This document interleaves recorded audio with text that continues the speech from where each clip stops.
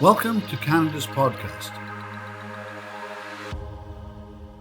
Hello, I'm Mario Toneguzzi, managing editor of Canada's Podcast. My guest today on Calgary's podcast is Mitch Jacobson, who is CEO of Revita, who is a company in Calgary. And Mitch will tell us all about it. Interesting story here. Thanks for joining us today, Mitch. Thank you, Mario. It's an honor to be here. I really appreciate you having me. So, tell us a little bit about the company and what it does. Yeah, absolutely. So Revita is a healthy energy drink in this cool pouch. You could think Capri Sun for adults. We've been around for about 5 years. And the origin of the company is when I was in my early 20s, my best friend at the time, he ended up having a heart attack that was attributed to energy drinks. It's a happy ending of the story, he made a full recovery, but that was the light bulb moment for me. What in the world is in these energy drinks? Wanted to create a healthy alternative, and the rest is history. So tell me just a little bit about how you started. It's great to have an idea, and everybody's got ideas. But what were the nuts and bolts and actually launching this? Yeah, for sure. The idea is definitely the easy part. So that's the easiest part of it all. So, like a lot of aspiring entrepreneurs, I tried a bunch of different businesses and kind of messed around, but never really executed on an idea. But this one was just one that was near and dear to my heart. So, the first step for me was literally Googling, how do you start a beverage company? From there, I started messing around in my kitchen because I don't have a beverage background. I'm a petroleum engineer by trade. I was working in oil and gas at the time. So I started messing around with ingredients in my kitchen, figured out pretty quickly I had no idea what I was doing. So just kept doing research, and I ended up stumbling across a profession called food scientists. I didn't know this was a thing. I didn't know there was people that were out there that helped beverage or food and beverage entrepreneurs like myself formulate and develop a commercial recipe for a product. But I cold called a bunch of these food scientists. I eventually found one that thought I wasn't too crazy to work with, and over the course of about 2 years, we went through an R&D process of going back and forth on a formula and came up with what we have today. So the initial drinks were they concocted out of your kitchen uh, area? Yeah, pretty much. Yeah, I started messing around, like, smashing caffeine pills up and putting them into different types of solutions and tried coffee and tea. And because I'm not a chef or a beverage person, I just figured out, really fast, I was going to need a professional to help me. But one thing that was always really important to me was I wanted to use natural ingredients. I didn't want to use a bunch of artificial sweeteners. It was important to, my own personal health journey, but also my customers that I was eventually going to serve, that we use the cleanest ingredients possible. So that was Huh. sort of the guidelines that I gave the food scientist. And then we experimented with all sorts of different ingredients. And it took 2 years and probably 100 iterations before we got to what we have today. Okay, we fast forward from the beginning to today. So how many different flavors do you have? Yeah, we have 7 flavors now. Our newest is apple pear green tea that we just launched this year. So we started with just one flavor, selling it out of my garage. 5 years later, we've expanded the line to 7 different SKUs. We're carried in about 1,200 stores across Canada, including our Costco's in Calgary, which would be our newest addition. Right, and are you surprised at the growth of this? Yes, yeah, I think when I first wrote the business plan, my initial projections were very unrealistic. So there's also a part of, we didn't grow maybe as fast as I initially thought we were going to grow, but I think every new and experienced entrepreneur kind of does that hockey stick growth curve, whereas our growth, it takes time to get established. It takes time to develop a product, but Yeah. now we're starting to grow very quickly and sustainably. And just really grateful for all the amazing people that have supported us. Stay ahead of the game with our expert tips and strategies that will help your business thrive in a digital era. CanadasPodcast.com. Subscribe now. So when you're looking forward, in terms of growth for the company, what are your thoughts and what are your ideas and strategy heading forward? Yeah, absolutely. We built our own manufacturing line here in Calgary, which is great. But the flip side of that is there's very high overhead. And so we're at a position in our company now where we really need to grow. It's a volume game. We need to grow to a size where we can cover our overhead and still make a profit. So the plans for the next 5 years is to grow 100% year over year. We feel like that's very aggressive growth, but sustainable. And we're just doing that one retailer at a time, one customer at a time. So this year we're really focusing on our business and Costco, Sobeys, Loblaws, the big retailers in Canada, expanding our business with them, supporting the individual stores. And Yeah. then to actually sustain that growth, we're investing a lot into digital marketing. So social media marketing, Instagram and Facebook ads, really starting to spread the word and brand awareness through those channels. Yeah. What kind of well, first of all, you personally, can you talk about I don't know, the impact have drinking this has on you, like physically and health wise? Yes, no, certainly. So myself, outside of my friend there, I was having a bit of a health crisis. I'd become, ironically, an energy drink addict when I was working downtown Calgary as an engineer. I was drinking two or three, like I'd have one with breakfast once Oh, in a while, and all of a sudden, for the first time in my life, I was having heartburn. I was having terrible bouts of insomnia. Couldn't get to sleep at night. I was getting stomach aches, like a lot of stomach aches. huh. And when I would cut out the energy drinks, these would go away. But then it's 2 p.m. in the afternoon and I'm falling asleep at my desk and I don't want a fourth cup of coffee. So I always had this desire for something that was a healthy alternative to conventional energy drinks. So as far as my health journey, stomach aches are gone. I sleep better. And that's some of the main feedback that we get from our customers is Uh, I just talked to someone the other day that just switched to our product from other energy drinks, and she's like, "I've had all these stomach aches for years from these energy drinks, and now they've went away because our product's non-carbonated. We use caffeine from tea. We sweeten it with organic honey and fruit juice. It's low calorie, so it's natural stuff that your body is used to instead of these chemical concoctions that are oftentimes in a lot of the other energy drinks on the market." yeah. That must you must get a lot of those, for lack of a better word, testimonials, right? From people. How does that make you feel like when you hear these stories about something that you're created? Yeah, great question, Mario. And truthfully, this journey has been so difficult. It's been way harder than I ever imagined. There's a lot of days where you're like, wow, is this going to work? Is this really making an impact? And then we get an email from a customer. Like we've had a few pretty amazing ones recently of people that are going through chemotherapy and they're using our product for energy and they tell us how it makes them feel better. We have somebody that was addicted to energy drinks and was having adverse health effects and then tells us that our product has helped them kind of transition away from those. So those testimonials, truthfully, when you're in the early days and you're not taking a paycheck, those testimonials are your paycheck. Knowing that you're helping people and you're making a positive impact in customers' lives, no matter how small, it's extremely rewarding and oftentimes the fuel that's needed to keep going. Yeah, that's interesting. Yeah. So, so Mitch, you mentioned you're a petroleum engineer. So tell me, when you made that switch, what was the most difficult and most challenging thing to leave, you know, somewhat secure job, and go to something that's, for lack of a better word, risky, I guess. Yeah, for sure. I think that, the security was nice. I had an office with a window and a good paycheck and benefits.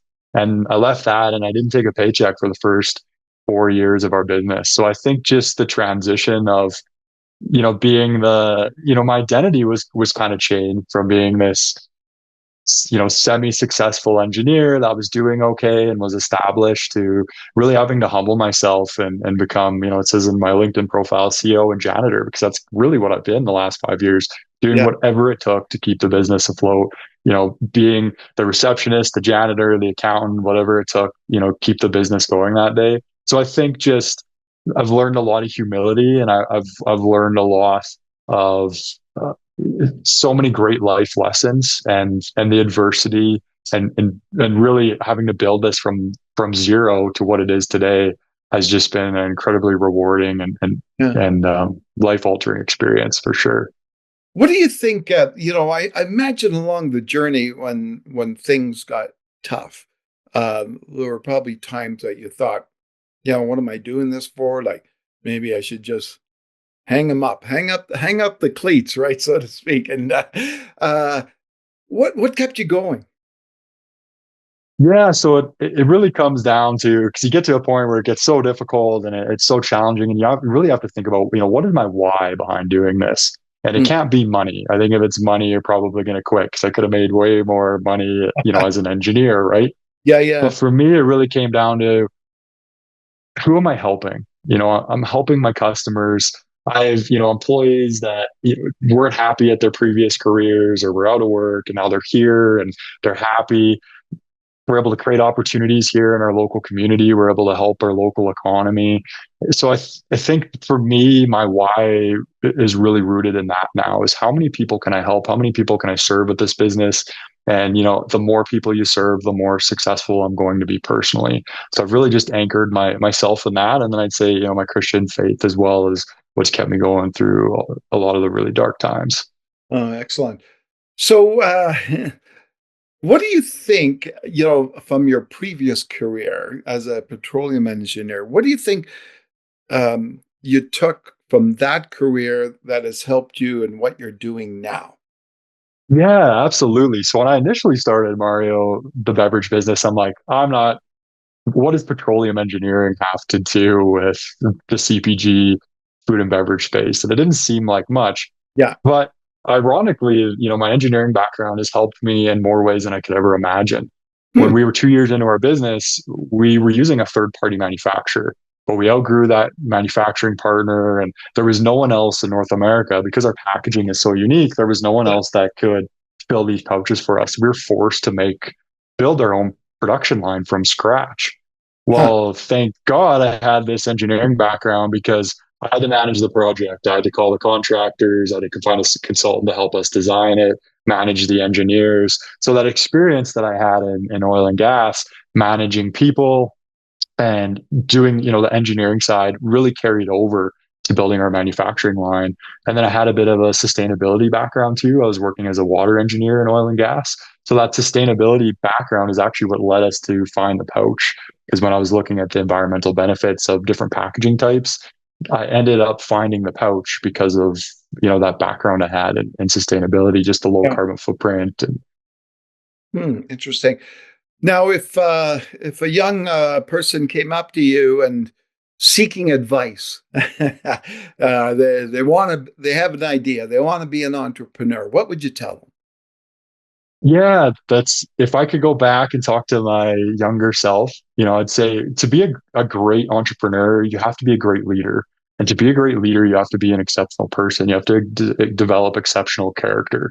And so I would really tell my younger self, work on yourself, read the books, develop good fitness and health habits, because you're going to need that when you're working longer hours as an entrepreneur, and Yeah. really work on developing your communication skills so that you can become a great leader, because that's such a big part of entrepreneurship. I've learned so many hard lessons in that. The first time you have to hire someone, and the first time you have to fire someone. These are things that aren't taught in school. You have to learn these skills on your own. So I would say the more you can start to develop your personal character, the earlier you can do that, it's going to serve you so much in entrepreneurship. Hmm. So who or what would you say helped you along the way in this journey? Yeah, for sure. Well, God's always had my back. I have two incredible parents. My dad's an amazing entrepreneur. He started his business in his 40s, and he's grown it to now over 200 people. So having him as, a mentor and a resource has just been, he's an unbelievable man. So I'm really blessed to have both of my parents. And then my sister is my business partner. So they've been my support system. My amazing girlfriend, Stacy, who's also an entrepreneur, she's been a great support system. So I think the combination of all, those people is what's pushed me to where I am today. Join our thriving community of like-minded individuals who share a passion for success and innovation. CanadasPodcast.com. Subscribe now. Now, I'm trying to remember, Mitch, our paths crossed a few years back. Now, you were a part of what was it that you were with? What group that was helping you along the way? Oh yes, our paths did cross, but Wasn't there yeah, I'm drawing a. wasn't there like a group that was like had a grant from or some funding from or something like that?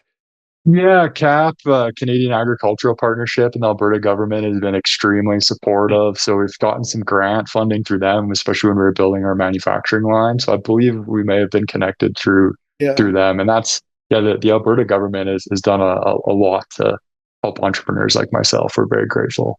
Yeah. Now, what when you look at some of those programs out there for entrepreneurs, but more importantly, I'm looking at Calgary and also Alberta, and what would you say the advantages are of being here and running a business and being an entrepreneur? Certainly. Well, I love Calgary. I have a lot of love for the other cities in Canada, but every time I travel, I always end up missing home. I say Calgary is the city for me. The people Yeah. here, there's something about them. It's a very entrepreneurial city. Like some of the we have tech startups now on top of all the oil and gas entrepreneurship that we have. So there's a very vibrant entrepreneurial community in Calgary, and a lot of people that are willing to meet with you or support you. Even when I was in oil and gas, I was meeting oil and gas startups, and now some of those gentlemen I met there have become some of my mentors. So the city and the province itself, I think, just has entrepreneurship really built into it. Yeah. And there's a lot of opportunities too with the Alberta government, like I was mentioning before, to support young businesses. The tax structure here is more favorable than a lot of other provinces in Canada. So all in all, I think it's just such a wonderful place to start a business. Yeah, and we all know that being an entrepreneur is a full-time job times 10, right? And you've got a lot of hours that you spent and days just at the business, and even if you're not doing the business, it's always sitting there in your head, right? It So is. so you're just curious, how do you I guess develop a balance in your life that your entrepreneurship doesn't just overwhelm everything you do. Yeah, that's a good question. I'm still figuring that out because I would say I'm definitely on the extreme side of having very little balance. It's been an all-encompassing endeavor, and it's something I'm having to learn is how do you step away and take more time for yourself? For me, fitness is a big piece. I think taking care of your health in terms of eating, making sure you're going to the gym, being involved in some type of martial arts or fitness community, I think is really important, and that's helped me. And then the more you look after your health, the more effective you're going to be at being an entrepreneur, the more effective you're going to be at your job. So in terms of having a balance, I think for a lot of new entrepreneurs, you're not going to have much in the early days. That's been my experience anyways. But as we're starting to grow and I'm able to delegate more, there's more and more opportunities to take a little bit more time for myself. But that's something that truthfully I have a lot of work to do on finding more of a balance. Well, I find it interesting what you just said, because I'm also wondering how difficult is it, especially for a starting entrepreneur, to give up the reins to stuff, right? This is your baby. I want to embrace that baby, and nobody's coming into it because I don't really trust anybody to do what I want done, etc. How difficult a process is that of, I guess, letting go? Yeah, that's a great point, Mario. That's really challenging is, this is your baby. You want things done a certain way. So I Yeah. think you really have to learn to trust people. And so delegation is something that Carly, my business partner, and I have really grown with in the last couple of years, and we have some amazing people, amazing staff on our team now that we fully trust. But what I find is even more challenging to let go is you get to a point as an entrepreneur, especially in the startup phase, where you have so much coming at you that you can't delegate it all and you can't do it all. So you have to, it's kind of a juggling act. You have to make sure that the most important, balls are being caught, and you have to accept the fact that some of those balls are going to be dropped once in a while, and just, they can always bounce back. You can pick them up later. So yeah, to answer your question, it's something that is very challenging, and you get to a point where you have to delegate and you have to accept the fact that you're not always going to get it all done, and you just do everything in your power to make sure the important tasks are being completed on a daily basis, and that'll keep you moving forward. Yeah, excellent. Well, thanks so much, Mitch, for joining us today. Thank you for having me. It's truly an honor, and thank you for all you do for Canadian entrepreneurs. It's really appreciate it. Thank you. That was Mitch Jacobson, who is CEO of Revita, a Calgary-based company. And I'm Mario Toneguzzi, managing editor of Canada's Podcast. Thanks for joining us today.